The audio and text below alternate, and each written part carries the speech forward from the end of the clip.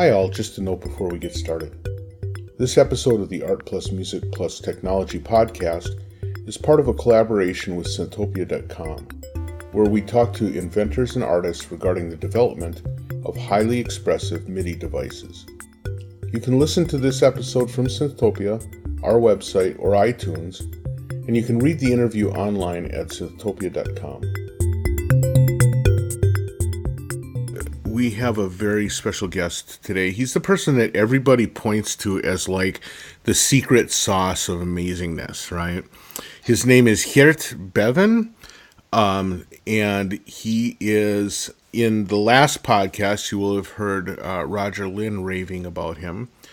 And I know in future podcasts, we're also going to have people raving about him, but we get to talk to him directly this time, so that's awesome. So Geert, how are you? I'm great, Darwin. Thanks for inviting me. Yeah, thank you so much for taking time out of your schedule. I'm sure you're busy as all get out, but I really appreciate you talking with us.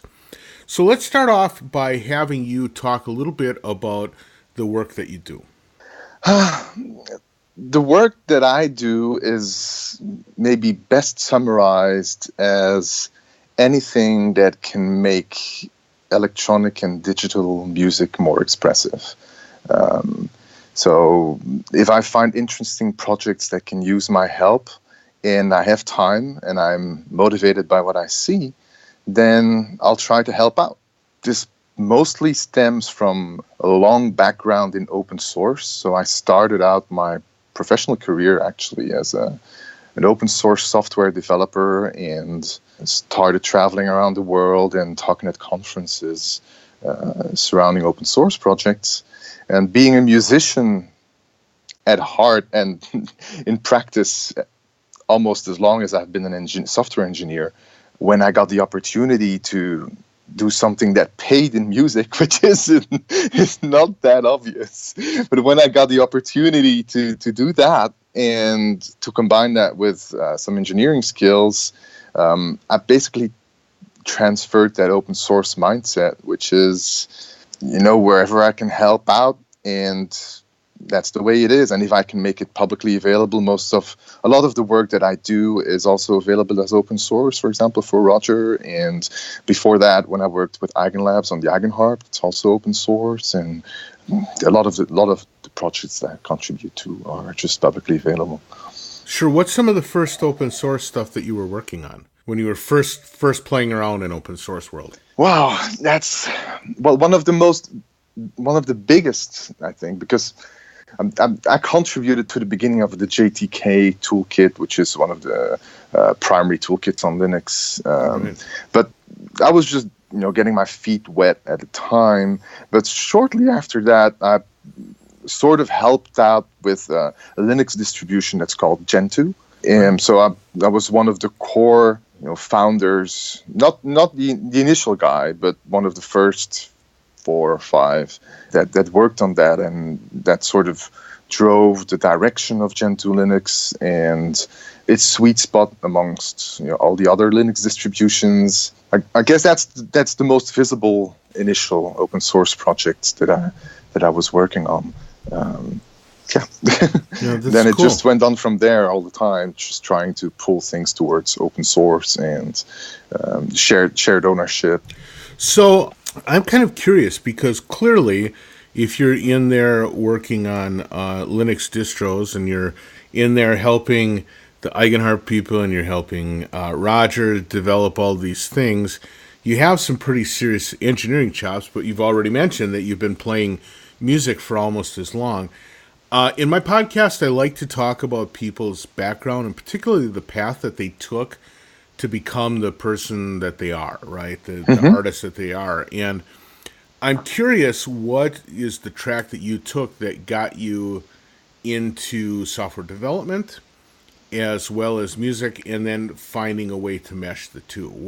What's your background like, and how'd you get here? Like I said, I've been interested by both since as far as I can remember.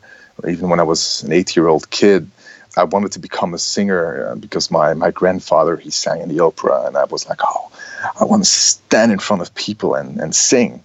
So I was always singing. And then a friend of mine had a guitar, and I learned how to play the guitar, and I did the whole official academy path where I took 6 years of solfeggio and arrangements and harmony lessons, and went to jazz studios, jazz school, learned jazz guitar, jazz singing. So that's the whole musical path. I was like on the track in my mind ever since I was a little guy. I wanted to become a professional musician. And alongside, I was doing software programming as a hobby. Mm-hmm. So, and that sort of started because I was amazed by what computers could do back in the time of the VIC-20 and the Commodore 64 and then the Commodore Amiga. I was amazed by all the creativity that you could get out of a computer. And maybe that was also sort of a sign of the times back then, in that when you bought, for example, a printer, I still remember when I bought my first plotter. So it's a plotter with like 3 pens, 3 colors. Yes. There was no way to actually, there was no software to drive it. It was just shipped with instructions in the BASIC language. So you just hooked it up and it did nothing. And then it was up to you to program it so that it would draw. I think that was the first time that I started programming for real, because I had to get that printer to do something. Right. And then, so since then, I was interested in how to make circles and how to get all these pretty images to be drawn. Then the Commodore Amiga came out, and I still remember standing in the store and looking at the leaflet that announced the Commodore Amiga, and on there was a screenshot of a computer software. I can't remember the name, but where you could see musical notes on clefs, and I thought they were so beautifully printed.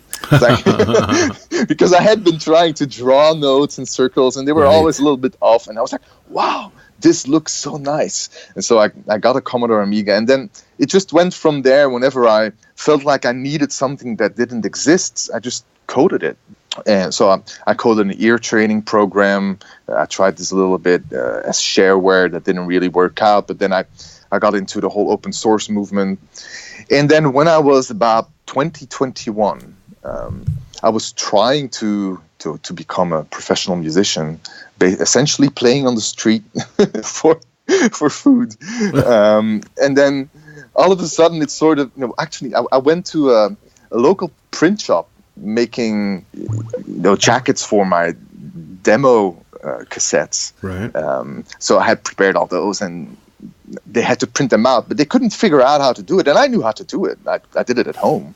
So I just helped them out, and then I figured out what the problems in their network were and how everything was slightly wrongly connected. And they say, well, don't you want to come work here? And yeah, why not? And then all of a sudden I realized that I could make more money as a computer engineer, software engineer, than as a musician. Right. So that sort of twisted everything around, in that I'm doing music as a passion and don't feel the need to do anything commercial or anything that draws audiences or might sell. I just don't care.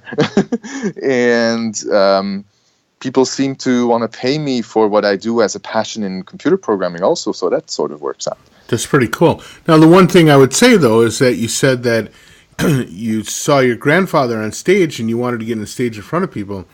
Coding firmware is like the opposite of standing on stage and singing to people, isn't it? Not really. It depends on how you look.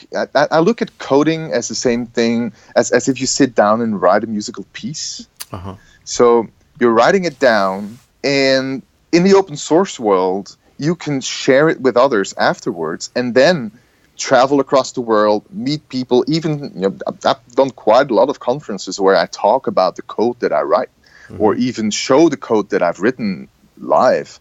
To me, this is sort of similar as in music. You've got different stages of rehearsals, where you've got your private rehearsal, you've got your public rehearsal with the band, and then you've got your private performance for your inner circle, and then your public performance for everyone. And depends on how you look, what your relationship is with programming, but to me this is very similar.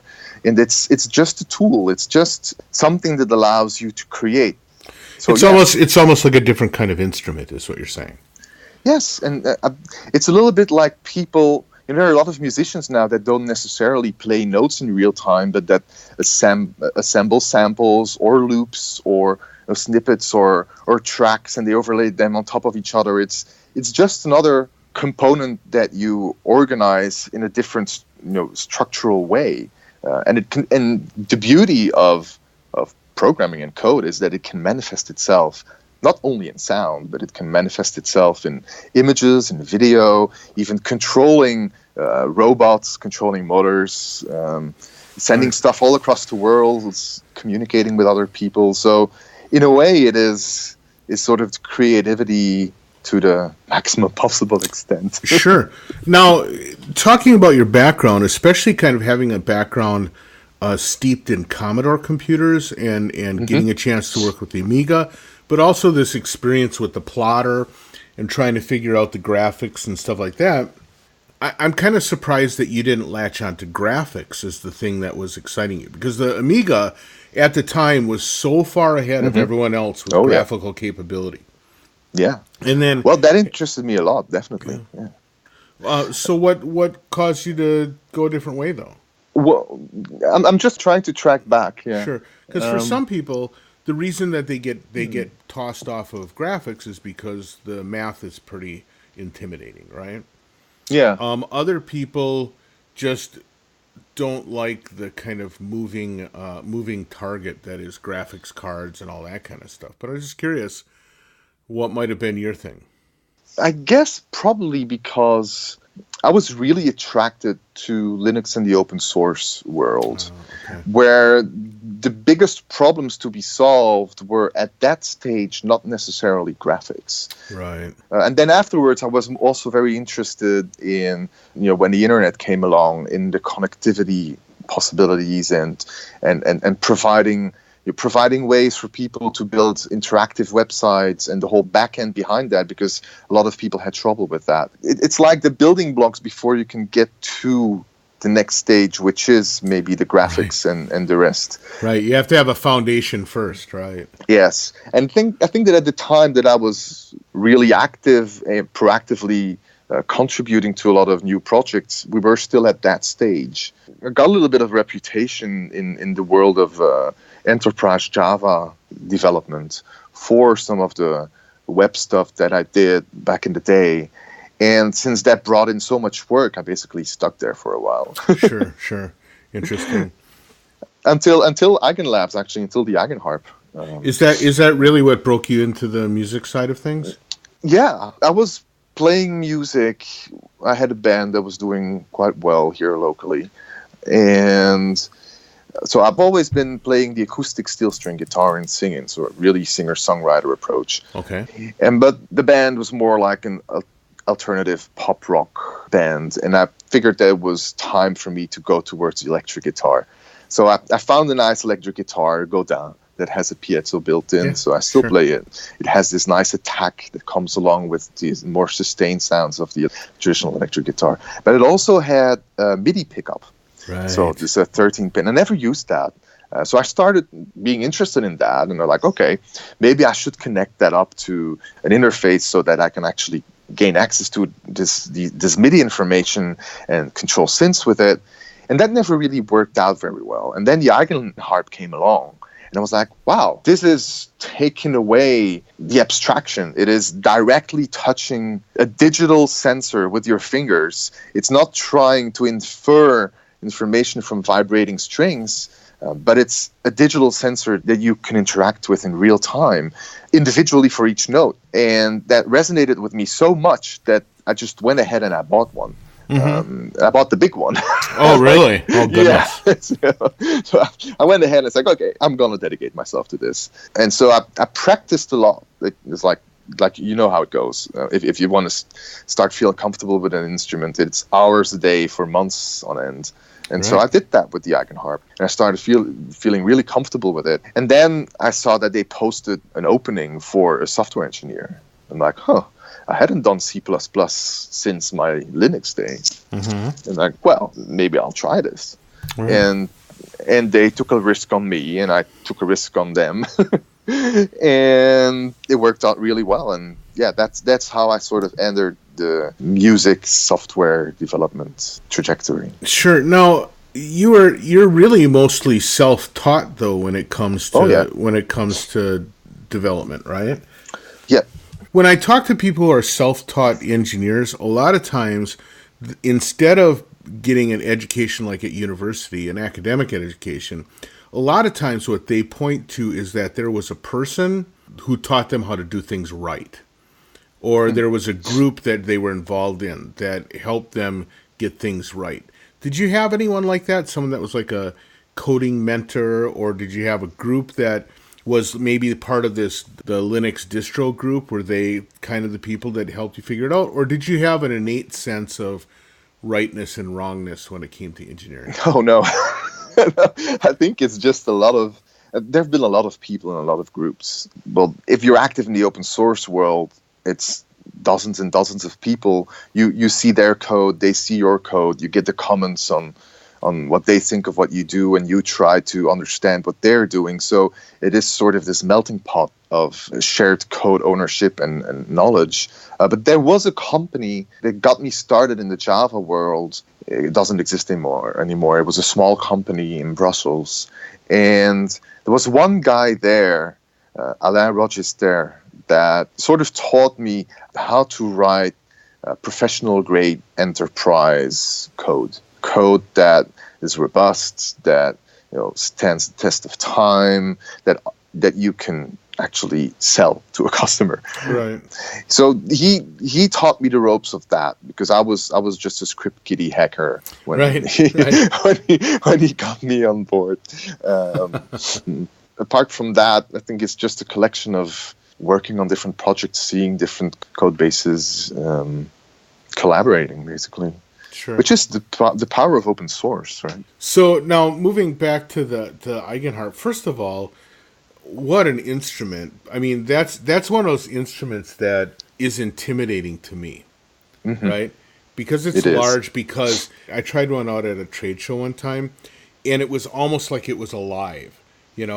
The many dimensions of activity, the way that you kind of embrace it almost and stuff like that. It's like holding a big snake, right? It's just like, right? Oh, yeah. It's intimidating for me.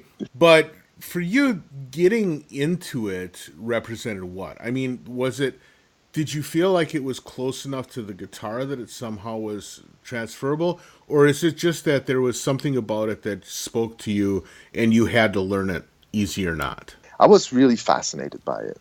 It was also a challenge for myself. Like, I had to prove to myself that as an accomplished musician, well, I don't know, good or bad, but someone that had been playing the guitar for more than 20 years, going to an instrument where you're like you said, where you have no clue what you're doing and everything sounds wrong. It's a very humbling experience, because you either can be very frustrated by it and saying, okay, this is too difficult, and who are they? They're too crazy. This is impossible. But I think that a lot of that is because you're good at another instrument. Right. Since you're able to express yourself in traditional instruments, and then imagine grabbing a cello and trying to play with a cello or a violin, you'll probably have a similar reaction to it. It's like, I have no idea how I have to hold it. Are you serious? Do I really have to put my chin on this and then slant my head to the left? They're completely crazy. They're gonna ruin the muscles in their neck. Right. And I thought, when I saw the Eigenharp and got it, I'm like, yeah, this is hard, but I have to be able to do this. Otherwise, it's like only knowing one language. As soon as you learn the second language, you sort of went through the motions again, and then it kind of accelerates. Right. And I found that the same thing happened after I learned the Eigenharp, that other instruments sort of accelerated. So it was a challenge for me. Yeah, I imagine. Definitely. Well, the other thing is with the Eigenharp, and this gets back to one of the first things you said about your work, the Eigenharp is some of why, to me, it felt like alive, was because there are so many different methods of expression on it. The way that those buttons, they kind of have the tilty thing going, and again, intimidating, and that kind of leads into your work with different instruments that are making the MPE, the multidimensional polyphonic expression concept, how they're bringing that forward. at first is almost intimidating because there are so many new levels of movement. Now, when I talked to Roger, he was like, well, we're moving away from on-off switches. But the nice thing about an on-off switch is that it's pretty hard to screw it up. If it's off, you can turn it on, and if it's on, you can turn it off, and it's not that hard to monkey something up, right? Where if you have like dimensional things that control pitch bending and stuff, it's really easy to grab a chord and have it sound like a trash can in about a half a second, right? Definitely, yes. Both with your experiences with the Eigenharp, but also as you're designing these other instruments, what do you do to make it so that that expressiveness is useful and not harmful? Well, you're actually touching on one of the most difficult points that people struggle with when they adopt any of the MPE capable instruments, in that I think there's only one of them, which is the continuum, that offers a complete narrative where you have both the input and the output with per finger expression folded back into one instrument.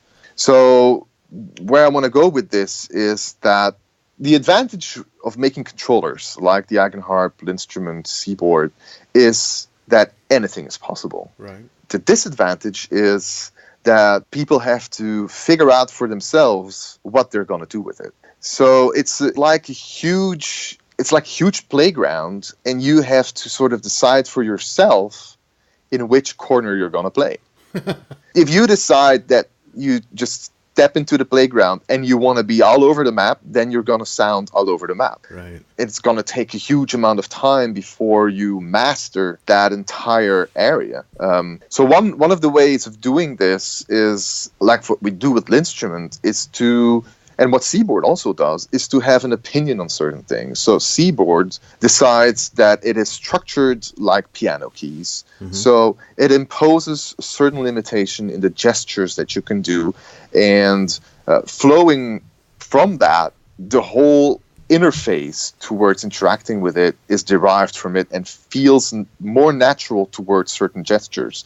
With Linnstrument, it's similar in that Linnstrument is inspired by stringed instruments. So you've got horizontal rows that you slide across, but also probably more inspired by something like a lap steel than like a guitar, right, because you can rest your hands on it and you can very comfortably hold a position. While, like you said, with the Eigenharp, one of the trickiest things with the Eigenharp is that you have this instrument in between your arms, in between your legs, and it is not just your fingers, but it is all the joints of your fingers, all the joints of your arm, your elbow and your shoulder, all have to move together to actually form a fluid motion, which is extremely difficult.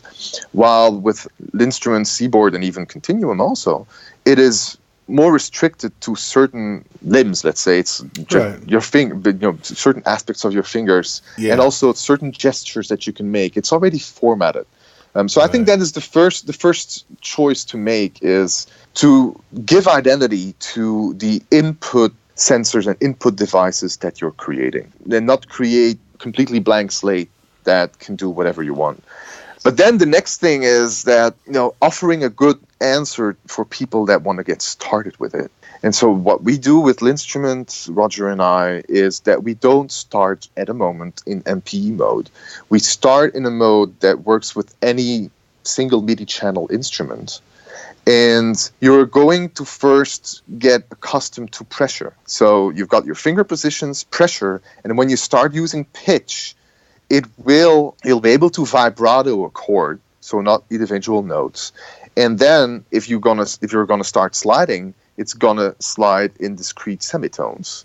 So it is only a subset of the vocabulary, but it's very good for people that just want to use the existing sounds they have and start getting accustomed to the instruments that they're exploring. And I've seen quite a few people start with that, and then once they get more comfortable with it, then they start searching for what sound sources that they want to use with the per note expression capabilities. And there are quite a few, but not enough. Yeah, well, one of the things that when I was talking to Roger, he pointed out that on the Mac, you could get main stage, and all of those sort of Logic type instruments now have a mode that's going to be basically MPE mode. But other than that, there's relatively few instruments that are actually going to be able to take advantage. Rolly has got the equator thing happening, but there aren't a lot that basically can take that expressiveness and turn it into something musical, or even more important, maybe turn it into something inspirational. Right. So I think that is the main driving force behind the MPE standard. In that Lippold Haken with his continuum invented the initial approach towards using MIDI channels for individual touches, and then it sort of got refined along the way by all the different participants in this pace, but in slightly different variations. So it was never really clear how to adopt this as a synthesizer maker.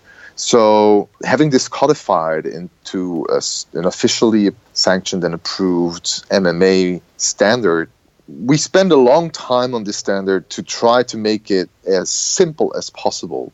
To the amount of steps necessary are really, really very few.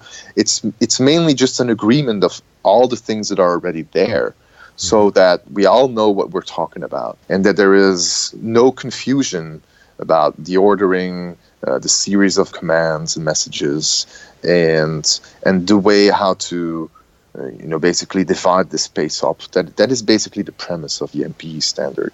But you think it's important for the MMA to ratify it as a standard? Do you think that's important in order to get the manufacturers to do the right thing? Some of them, yes. Some of them, no. Yeah. It depends. There are quite a few of smaller shops like Uhe. They've been adopting MPE before it even was called MPE in most of their plugins. Interestingly, before we're talking about MPE, like Apple with Logic and Mainstage did it also, but Cubase, Steinberg with Cubase also did it with VST note expression. I didn't know that. You didn't know that? No. VST note expression is actually the most beautiful example of MPE and per note expression, in that Cubase has visual editors for per note multi-dimensional information, and if you record it like that, they will actually be, instead of having these long automation lanes for your CC messages, they will actually have windows above each note, and you will see individual lanes for each note, and you can fine-tune them, you can compress them, slant them, fade them, redraw them if you want to, re-record them, overdub them if you want to. Wow. So the reason why they developed that was for composers, because they wanted to offer composers individual expression for each note when they're drawing their scores. Right. What they were missing was the entry point. How do you play music in real time so that it appears as per note visual information? And they added that 2 versions ago, where if you check one flag, I don't remember the name, but I wrote a blog post about it. If people want to find out how to do it, you can play Linnstrument Seaboard Eigenharp, and it will be recorded as per note expression score. Interesting. And you can play it back again, which is quite amazing. Yeah. So you point out that for like composers, and particularly like film composers or people that are trying to do sort of the kind of thing where you have different themes coming out of ensemble play and stuff, that's sort of like the obvious place that MPE works. But an awful lot of the music industry is driven by techno artists, hip-hop artists, and pop artists. And what would something like MPE offer them? I think what sets a musician apart the most that's just my point of view on this, is his individual creativity, his individualness. I don't know how you call this. And so the more personal information you can grab from someone that can bleed through into sound, the more unique it is going to be. And in a world where everything is so formatted, where so many things sound the same, of the popular music, for allowing people to have less and less barriers towards their own personal motions and gestures, they can translate it with as few barriers as possible in real time into sound. I think this is something that just individualizes each individual artist so easily. Right. And it's up to every person to figure out what that means in terms of media that comes out of it. For some people, it might just be a filter cutoff. For other people, it might be that due to your gestures, you're manipulating granularity or tempo, or it might be that it's the video projection or generated images in 3D, or I don't know, it can be anything. What we have been missing is sensors that are so fast that you don't notice anymore that there is a layer in between. And that is what started appearing since the Eigenharp and the Continuum Eigenharp, Seaboard, Soundplane, Linnstrument. They all have sensors that it's as if you're touching an acoustic instrument. Mm-hmm. There's no latency. The precision is there so that you don't have any stair-stepping.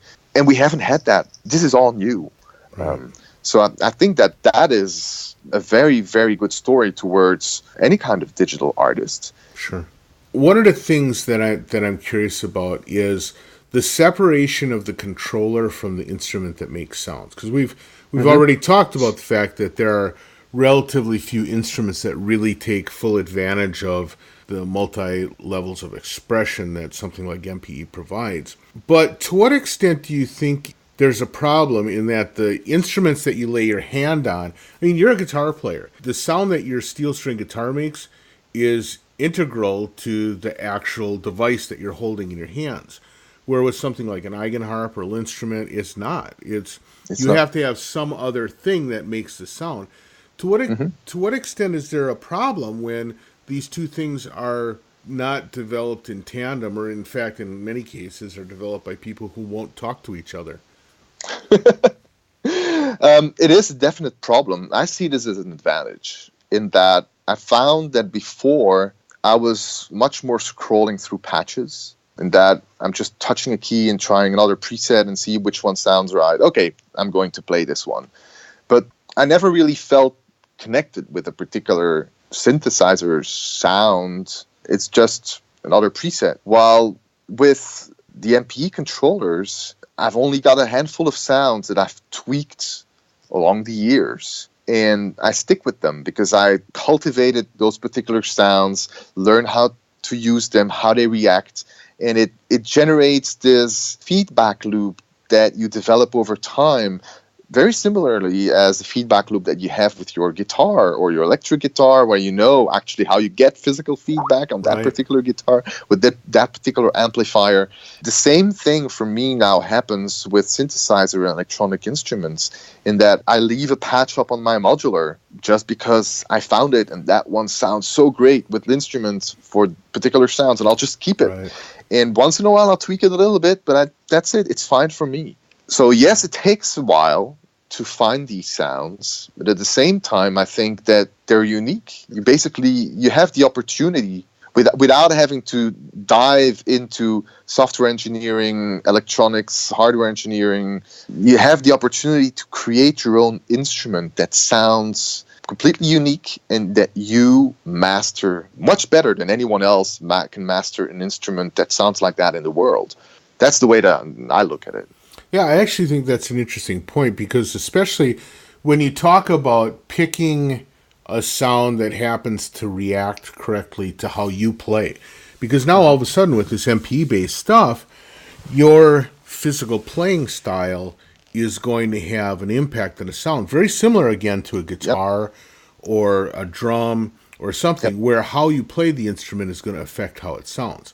You know, again, in Roger's on-off switch world, there's not much you do to imply, other than how fast or slow you play. There's not that much that can imply that. It seems like one of the things that the MPE type of instrument does is it drives everything back towards maybe reducing the number of sounds you have, but greatly refining them. Yep. And also removing a lot of the LFOs, removing a lot of the effects, removing a lot of the complex envelopes that transit the sound over time, because you can do that when physically, you're playing. Right. Yeah. Right. So one of the things I find myself doing is reducing the complexity of many of the existing presets if I happen to scroll through presets, because they just they get in the way of your own personal motions and gestures. Sure, of course. Well, they get in the way. Yeah, literally, they'll bowl right over the top of them. Because if you have an LFO moving the filter around, it's going to literally combat against you physically playing it. Right.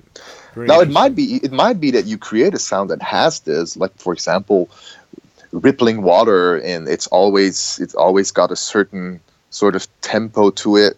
But you will have to design it so that it becomes an inherent part of the sound, and that the LFO is not the vibrato, because the vibrato is something that you actually want to do yourself, and you can accelerate and decelerate it. So the sound design becomes quite different. It's very interesting because, as we're talking about, I'm starting to realize that this actually has the opportunity of elevating the player. Because one of the things I would say about a lot of electronic music right now is it actually accentuates sound design and de-emphasizes a player's capability on the instrument. Yes. And this in a way sort of says, well, for those people who like to develop facility on an instrument, here's a method to do it within the context of electronic sound. Yep. It's very interesting. It's an interesting way to think of it, yeah. And there is something about all of a sudden playing electronic music, but being worried about playing in tune and being worried about doing all the right gestures, instead of just picking the right key. It is you get the similar kind of satisfaction as when you play a great guitar solo. Sure. Because you've got control over the whole flow, this whole universe, and you come out of it completely satisfied and so much part of the performance that just happened and that moment in time. So So are you still a pretty active player? Do you still play out? Again, yes. I've got this band that I started back up about 3 months ago. I thought I didn't lose any of my skills, but oh my God. What an awakening. It was like, oh, even just holding the electric guitar for 3 hours in a row, I was like, God, this hurts. Yeah, there's nothing about C++ coding that gets you ready for a guitar gig, that's for sure. So we've started that up again, and we've started writing a few songs now with Linnstrument. So I'm actually playing it. It's quite a nice setup in that I've got the electric guitar, and then I'm playing the Linnstrument as lap steel. So I've got a chair next to me, and on stage I just sit down with Linnstrument and a microphone in front of me that I can just move around. And so we're working on some new stuff there. And then I'm always messing around with analog synthesizers when I have a moment. Yeah, there you go. The problem is there are so many interesting things always in the music programming world that Roger comes up with an idea or I come up with an idea, and that's sort of the trap to fall into, in that I'm playing music and then that could actually be really cool, but I have to write it, and then I start writing it, and then all of a sudden we're like a month later. Right, you come up for air, right.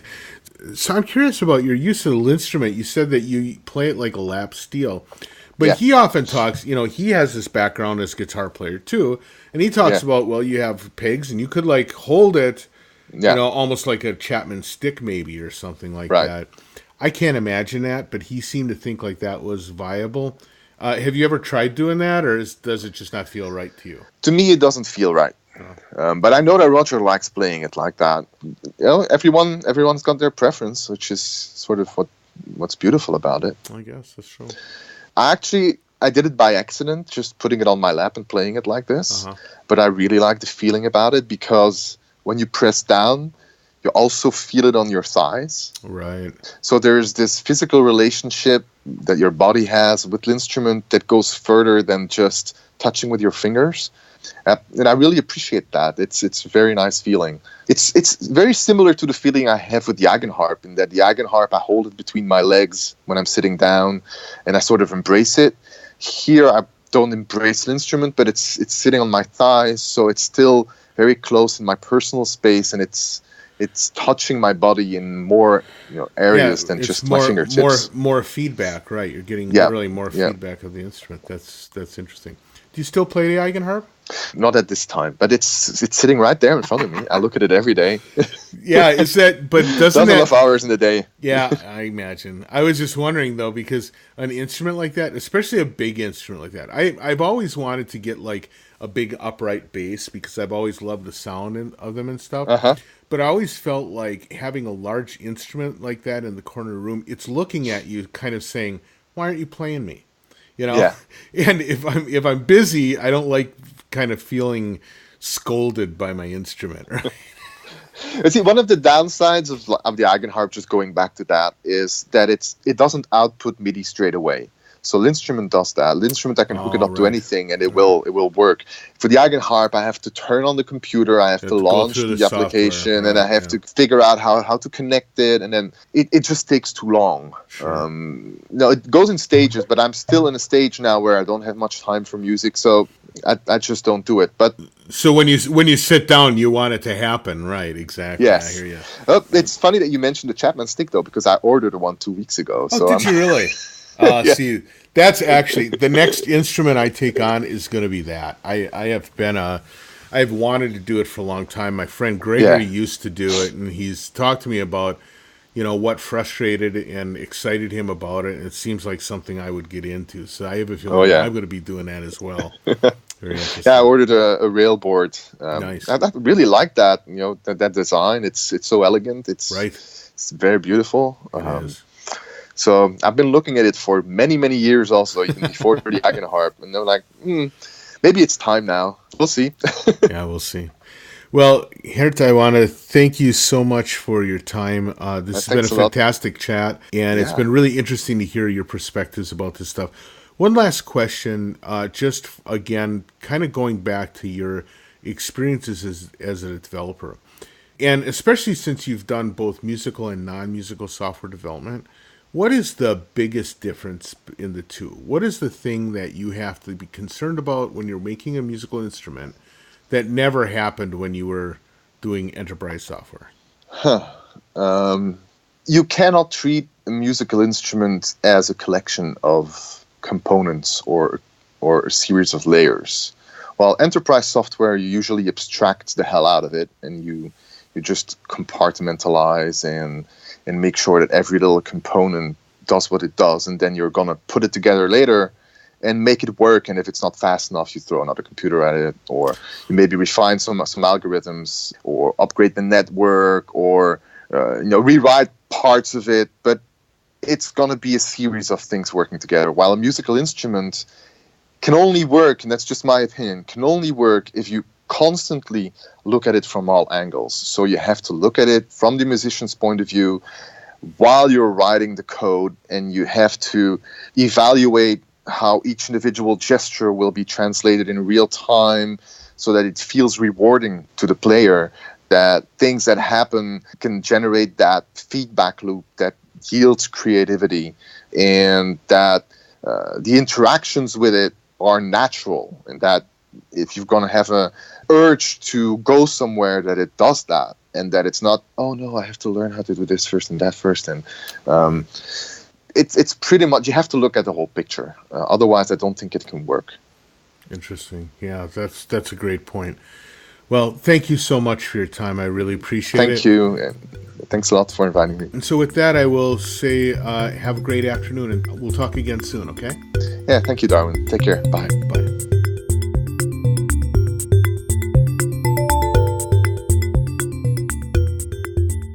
Many thanks to Geert for having the chat. It's really interesting to hear about his background and all the things that he does.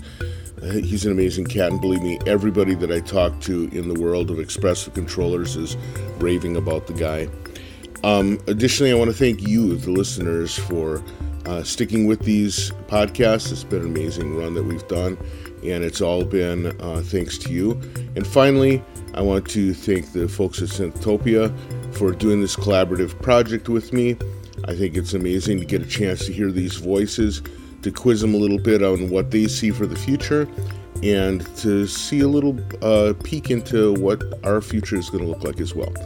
Thank you so much, and we'll catch you next time. Bye.